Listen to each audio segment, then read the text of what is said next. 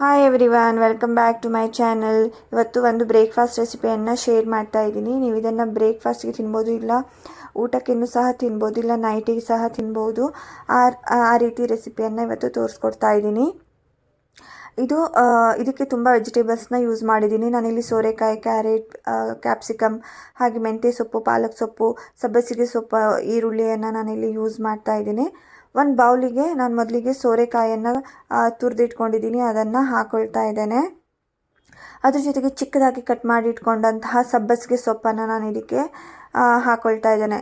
ಹಾಗೆ ಸ್ವಲ್ಪ ಮೆಂತ್ಯ ಸೊಪ್ಪನ್ನು ಹಾಕ್ಕೊಳ್ತಾ ಇದ್ದೇನೆ. ಜೊತೆಗೆ ಪಾಲಕ್ ಸೊಪ್ಪನ್ನು ಸಹ ವಾಶ್ ಮಾಡಿ ಎಲ್ಲದನ್ನು ಚಿಕ್ಕದಾಗಿ ಚಾಪ್ ಮಾಡಿ ಇಟ್ಕೊಂಡಿರೋದು.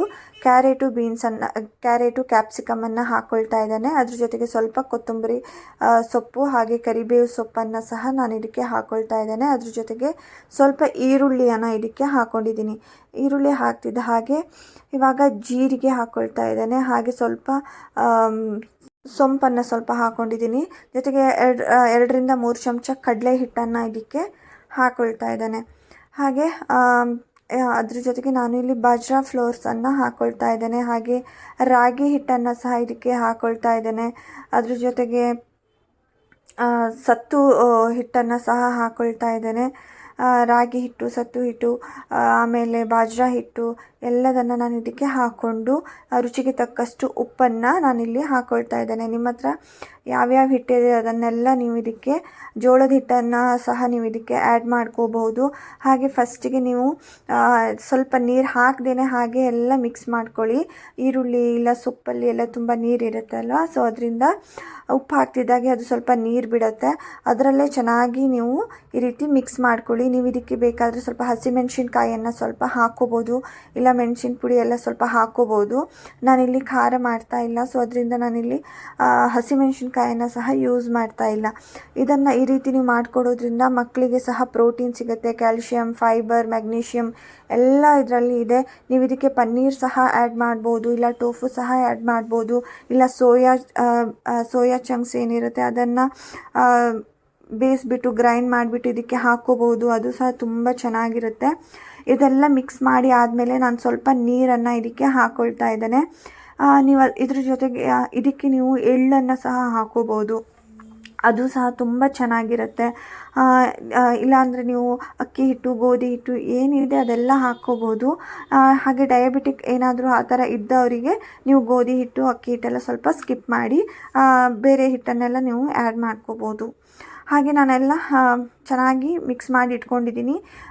ಇವಾಗ ಇದೊಂದು 10 ನಿಮಿಷ ನಾನು ರೆಸ್ಟಿಗೆ ಇಟ್ಟಿದ್ದೆ. ಇವಾಗ 10 ನಿಮಿಷ ಆಗಿದೆ. ಹಿಟ್ಟು ಸಹ ಚೆನ್ನಾಗಿ ಮೆದುವಾಗಿದೆ. ಇವಾಗ ನಾನು ಇದನ್ನು ಡೈರೆಕ್ಟ್ ತವಾ ಮೇಲೇ ತಟ್ಟಿಬಿಟ್ಟು ನೀವು ರೊಟ್ಟಿಯನ್ನು ಮಾಡ್ಬೋದು. ಇಲ್ಲ ಅಂದರೆ ಈ ರೀತಿ ಪೇಪರ್ ಸಿಗುತ್ತಲ್ವ, ಈ ಪೇಪರಲ್ಲಿ ನೀವು ಇಟ್ಬಿಟ್ಟು ಎಣ್ಣೆಯನ್ನು ಸ್ಪ್ರೆಡ್ ಮಾಡಿ, ಅದಕ್ಕೆ ಎಣ್ಣೆ ಹಚ್ಕೋಬೇಕು. ಎಣ್ಣೆ ಸ್ಪ್ರೆಡ್ ಮಾಡಿ ನೀವು ರೊಟ್ಟಿಯನ್ನು ತಟ್ಟಿಬಿಟ್ಟು ತವಾ ಮೇಲೆ ಹಾಕ್ಕೋಬೋದು. ಇಲ್ಲಾಂದರೆ ಬಾಳೆ ಎಲೆ ಮೇಲೂ ಸಹ ನೀವು ಈ ರೀತಿ ತಟ್ಕೋಬೋದು, ಅದು ಸಹ ತುಂಬ ಚೆನ್ನಾಗಿರುತ್ತೆ.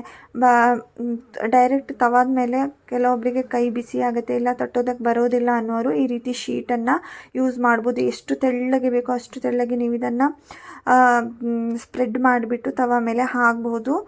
ಇಲ್ಲಿ ನೋಡ್ಬೋದು ಎಷ್ಟು ಚೆನ್ನಾಗಿ ನಾನು ಸ್ಪ್ರೆಡ್ ಮಾಡಿದ್ದೀನಿ ಅಂತ. ಇವಾಗ ತವಾ ಸಹ ಬಿಸಿ ಆಗಿದೆ, ಅದಕ್ಕೆ ನಾನು ಎಣ್ಣೆಯನ್ನು ಹಾಕ್ಕೊಳ್ತಾ ಇದ್ದೇನೆ. ನೀವು ಇದಕ್ಕೆ ತುಪ್ಪ ಸಹ ಯೂಸ್ ಮಾಡ್ಬೋದು. ನಾನು ಲಾಸ್ಟಿಗೆ ಸ್ವಲ್ಪ ತುಪ್ಪವನ್ನು ಯೂಸ್ ಮಾಡಿದ್ದೀನಿ. ತವಾ ಬಿಸಿ ಆಗಿದೆ, ಸ್ವಲ್ಪ ಜಾಗ್ರತೆಯಿಂದ ನೀವು ಇದನ್ನು ಹಾಕ್ಕೊಳ್ಬೇಕು. ಹಾಗೆ 1-2 ನಿಮಿಷ ಇದು ಹಾಗೆ ಇರಲಿ.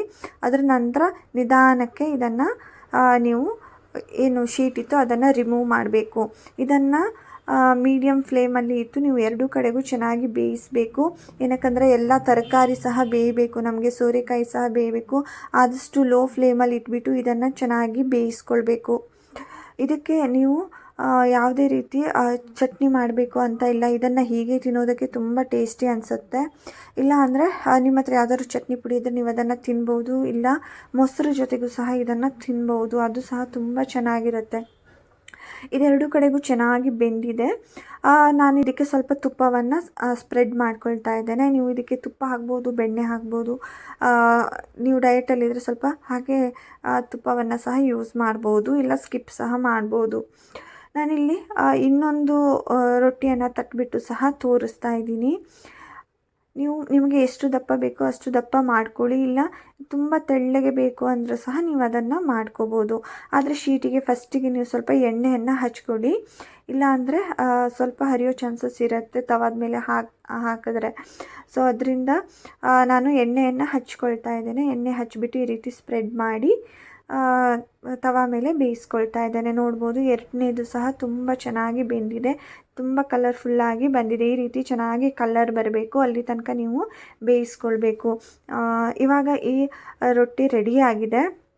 ಪ್ರೋಟೀನ್, ಫೈಬರ್, ಮೆಗ್ನೀಷಿಯಮ್ ರಿಚ್ ರೊಟ್ಟಿ ರೆಡಿಯಾಗಿದೆ. ನೀವು ಸಹ ಈ ರೀತಿ ರೆಸಿಪಿಯನ್ನು ಟ್ರೈ ಮಾಡಿ, ಮಕ್ಕಳಿಗೂ ಸಹ ಮಾಡಿಕೊಡಿ.